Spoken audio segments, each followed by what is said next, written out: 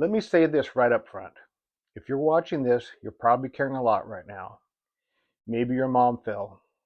Maybe your dad is forgetting things. Maybe the hospital said it's not safe for them to go home alone anymore. And now it's on you. And you're terrified of messing this up. I get it. I've been there. Because this isn't just a move. This is your parent, their independence, their dignity, their money, their house, their memories. If you handle this wrong, it can cause financial damage, family tension, and emotional regret that lasts for years. So in this video, I want to walk you through how to move an elderly parent without making a huge mistake.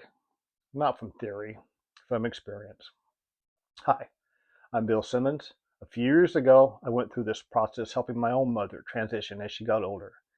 And I remember how overwhelming it felt. The decisions, the pressure, the fear of making the wrong move. If you're in that situation right now, I want to walk you through how to handle this without making a huge mistake.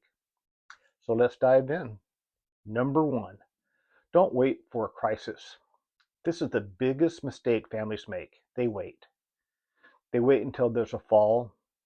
They wait until there's a hospital visit. They wait until dementia is obvious. They wait until something forces a decision. And when decisions are made during a crisis, they're almost always rushed. And rushed decisions are expensive. When you wait for a crisis, you limit your care options. You lose negotiating power. You often overpay. And sometimes you sell the house too fast. I've seen families move a parent into the first available room they could find, not because it was the best fit, but because they had no time. I've seen homes sold in 10 days for less than market value because the hospital discharge clock was ticking. That kind of pressure makes smart people make emotional decisions. And here's the truth. If your parent is declining, even slightly, that is your signal to start exploring. Not moving tomorrow, exploring. Tour communities, understand pricing, talk about preferences, look at finances, understand wait lists. Preparation reduces panic. Even if nothing happens for 2 more years, you'll sleep better knowing you're not walking blind into a crisis. Number two, involve them in a decision. This one is emotional. Adult children often go into fix-it mode. You see the problem, you want to solve it. You start making calls, you start researching, you start planning. And sometimes you forget something very important.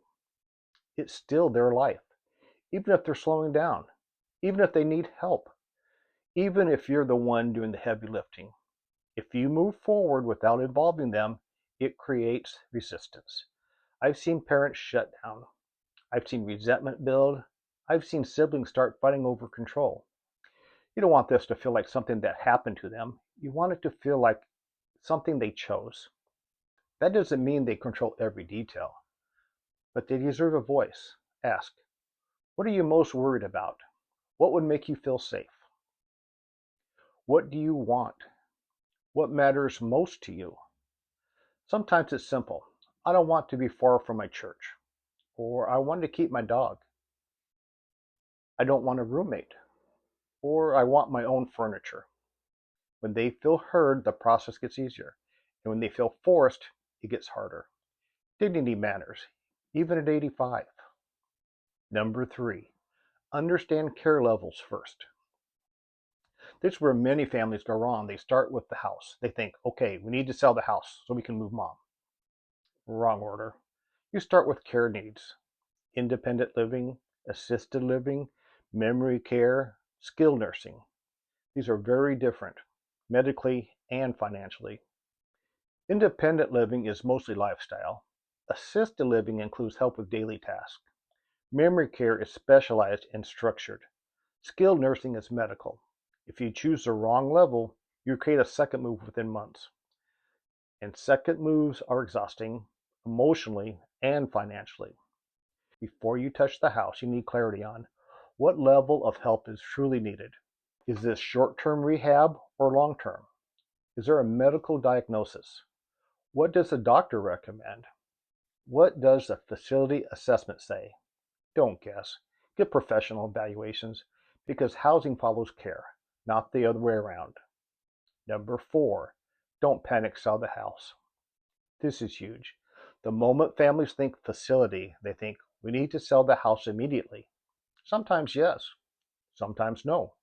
But selling under pressure is rarely ideal. I've seen families accept the first offer because they're overwhelmed. Take a deep discount for speed. Skip simple repairs that would add value. Ignore flexible sell options.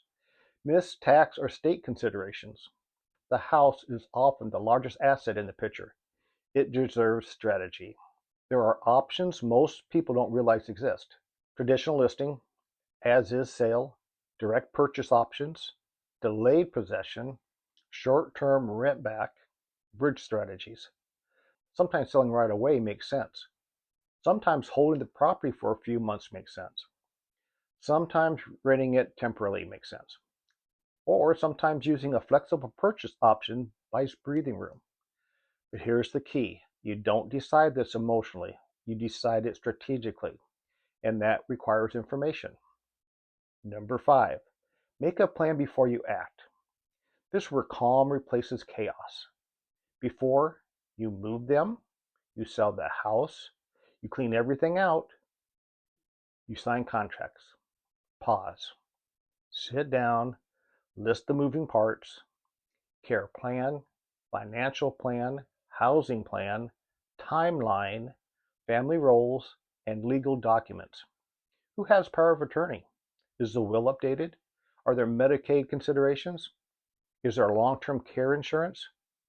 You don't need to solve everything at once, but you do need visibility. When families skip this step, they create avoidable mistakes. Selling too cheap, choosing the wrong care level, sibling disputes, tax surprises, emotional burnout. When you have a written plan, even if it's simple, you gain control. And control reduces stress. Let's be honest. This process is heavy. There's guilt. I should be doing more. Or there's frustration. Why won't they admit they need help? There's grief.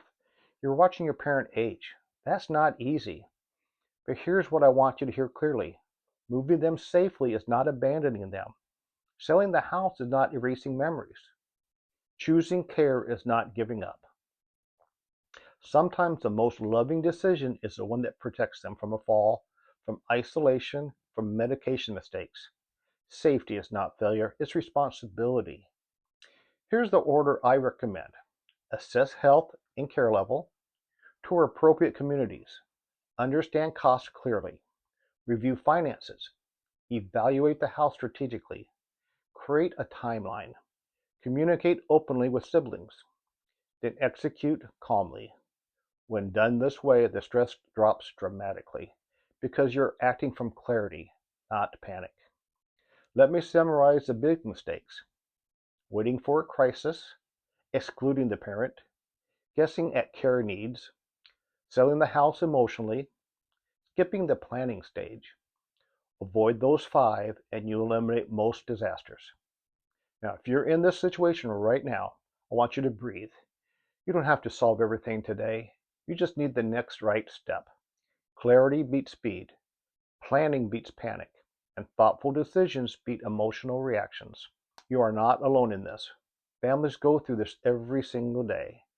The ones who come out the healthiest are the ones who slow down, gather information, and make decisions intentionally. Let me close with this. If you're in this situation and just need clarity, I'm happy to talk through it with you. No pressure, no obligation. Just a conversation to help you see your options clearly. Because my role isn't to push a sale, it's to help families make the right decision for their situation. If this video helped you, please subscribe and hit the thumbs up. I'll see you in the next video.